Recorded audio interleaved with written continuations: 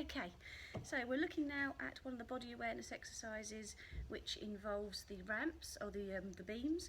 So we've got a single beam or a double beam. The double beam is two beams with a gap of some sort in between. It hasn't got to be a huge gap. Can be quite low to the ground, but lifted at least, you know, an inch or two for the width of the beam that you're using. And that's where your dogs learn to put both left feet on one side, both right feet on the other, and walk in unison like that for a few paces. And then the beam, the single beam, would be more like your dog's walking up a ramp to get into the car, get into the house, or walking along a beam like you would in agility for the dog walk, something like that.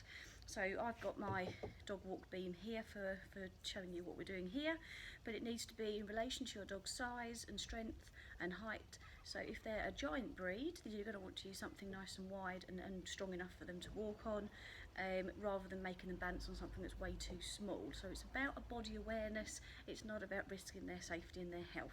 Okay, thank you, Taylor. So you'd start with something nice and small, nice and low to the ground.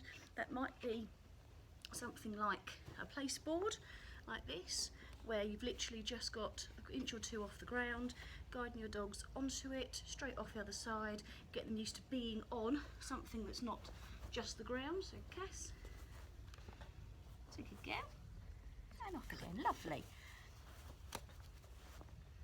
Good girl, very nice. And when they're happy with that and they can walk on and off by themselves in a straight line and they're not too unsteady, it might be that you progress that and make it bigger. It might be then you move on to an actual beam of some sort. So it may be a ramp. We've got ramps set up around the garden because our garden's raised, and we use the ramps when we use the caravan. So anything like that would be absolutely fine to just show your dog using a beam, or it could be, like I say, a dog walk or something flat, so something that you put your dog on one end, they walk a few paces and you take them off. So you may have a bench in your back garden that you sit on, picnic bench. That would be fine, something like that for your dog to walk along. Once you start introducing them to the actual thinner beam itself or the dog walk itself, you want to be nice and careful that you don't lure them too much, because if you lure too much they're not looking at where their feet are going. A little lure ahead is absolutely fine, good boy, like that, but you don't want it right on their nose because they're not looking at their feet then. So it should be ahead to guide them, but they can actually see what their feet are doing.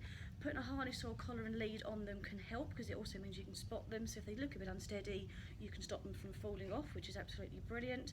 But ideally, you want the majority of the work to be for your dog's optional doing, rather than you forcing them along, because then they'll put the brakes on and they're more likely to come off. Treating, you ideally want to do once, while they're actually on the item itself. So if they do a few paces, walk off, and then get the treat in there, rather than waiting for them to come off the end and then treating, because your dogs may then think coming off gets them the reward, and they start learning to jump off by themselves. Whereas if they get rewarded actually on the beam itself, they're more likely to stay on there for longer. If you are planning to use a ramp and your dogs are still learning how to use a ramp, put the ramp flat. Start with it nice and flat, get them to put 2 paws on, 2 paws off, give a few treats, see if you can then get them to come a bit further onto the ramp, praise them for being there while it's flat, get them used to it feeling different because it will wobble a little bit, the material that they tread on may be different as well. Hey Taylor. And get them used to that, and then gradually just put the ramp on, maybe a couple of bricks just to raise it off the ground a tiny amount, get them walking along it, get them confident before you lift it too far, because once you get it at quite a gradient, it's a lot harder for dogs to get used to. They've got to really get their back legs working, their body's got to work harder, so help them. It's not just the feel of the thing, it's getting their body actually used to working in a different way. Okay, so starting with your beam, your balance beam, singular, something on the ground or a ramp or something that's actually flat for your dogs to get used to being on it, but there's no actual gradient there. If it stays flat, that's fine, but it should be off the floor, so there are actually some balancing going on. And if you are going to make it into a gradient or a ramp, gradually lift that up, praise them while they're on there. They don't have to stand still like Taylor's doing here. He's just very used to being on a ramp. Okay.